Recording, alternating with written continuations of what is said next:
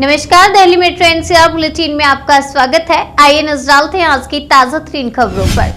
PM Modi का अखिलेश पर हमला, कहा कुछ लोगों की प्राथमिकता सिर्फ फीता काटना, लेकिन हमारी प्राथमिकता योजनाओं को पूरा करना।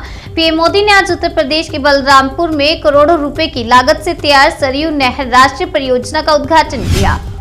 अखिलेश यादव ने बीजेपी से पूछा, उत्तर प्रदेश के कितने युवाओं को मिला रोजगार। अखिलेश यादव ने हाल ही में बीजेपी को झूठे वादों की महारथी करार देते हुए कहा था कि उत्तर प्रदेश के आगामी विधानसभा चुनाव में निश्चित हार से डरी बीजेपी बौखला गई है। ओमिक्रॉन के बढ़ते खतरे के बीच मुंबई में धारा 144 लागू, लेकिन तिरंगा रैली को लेकर अड़ी AIMIM। पुलिस से मिली जानकारी के मुताबिक शहर में किसी भी तरह के रैली को निकालने की इजाजत नहीं दी गई। सीएम योगी बोले, जब मैं पैदा हुआ था तब प्रोजेक्ट हुआ था मंजूर, मैं बड़ा हो गया पर ये पूरा नहीं हुआ।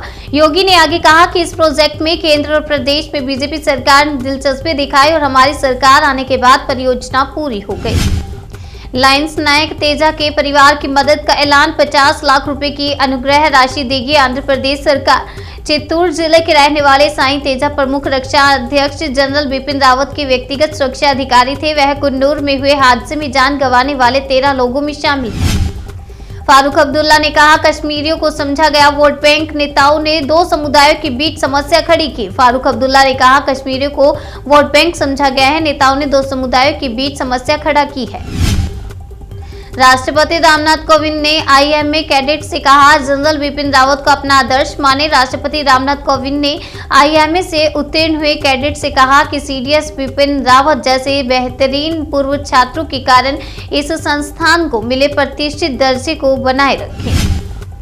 कर्नाटक में छात्रों ने शिक्षक के साथ की बदतमीजी, सिर पर डाला कूड़ा, तस्वीरें वायरल। कर्नाटक में सरकारी हाई स्कूल के 5 छात्रों ने शिक्षक के साथ दुर्व्यवहार किया, जिसकी तस्वीरें सोशल मीडिया पर तेजी से वायरल हो रही हैं। कश्मीरी युवाओं में बढ़ रही है नशे की लत, DGP ने ठहराया पाकिस्तान को जिम्मेदार। जम्मू के 2 सीमावर्ती जिलों राजौरी और पुंछ में पाकिस्तानी प्राधिकारियों के समर्थन से आतंकवादी घुसपैठ की कोशिशें देखी गई हैं।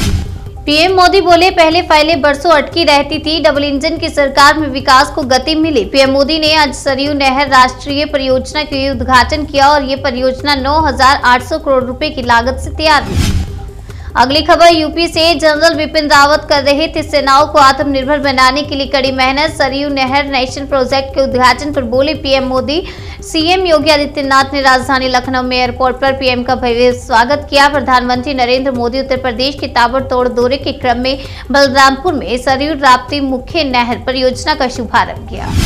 स्क्वाड्रन लीडर कुलदीप सिंह का पार्थिव शरीर पहुंचा उनके गांव। बड़ी संख्या में श्रद्धांजलि देने पहुंचे लोग। भारतीय वायुसेना का फूलों से सजा हुआ truck squadron leader Kuldeep Singh के पार्थिव शरीर को लेकर उनके गांव घरदाना खुर्द पहुंचा। कलेक्टर UD खान ने कहा, गांव में अंतिम संस्कार के लिए उचित व्यवस्था की गई है।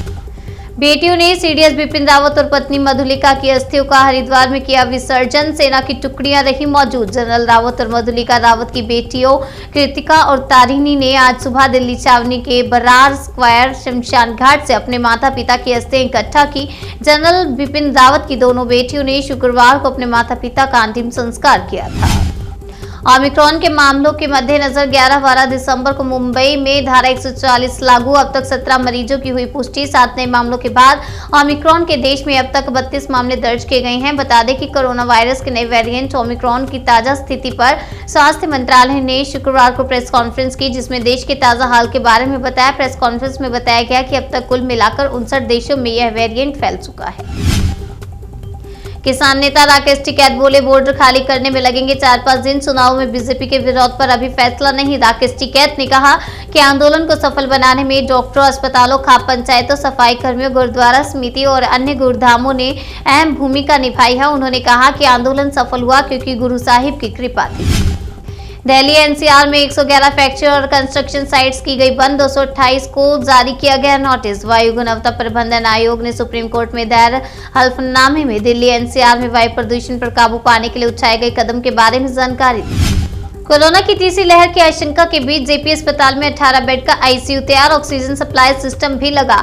जेपी जिला अस्पताल में 18 बेड का पीडियाट्रिक ICU, 10 बेड का न्यूनेटल HDU, सांसद विधायक निधि से 6 बेड का HDU तैयार हो गया है। यहाँ पर रिमोट से चलने वाले ऑटोमेटिक ऊपर नीचे होने वाले वेंटिलेटर लगाए गए हैं। राहुल गांधी का मोदी सरकार पर तंज, कहा छवि बचाओ फोटो छपवाओ है बीजेपी का असली नारा। कांग्रेस नेता राहुल गांधी ने बेटी बचाओ बेटी पढ़ाओ योजना के तहत आवंटित राशि में करीब 80% मीडिया प्रचार पर खर्च किए जाने को लेकर बीजेपी सरकार को निशाने पर लिया। दिल्ली मेट्रो एनसीआर बुलेटिन में फिलहाल इतना ही। तब तक के लिए मुझे दीजिए इजाजत और देखते रहिए नेशनल इंडिया न्यूज।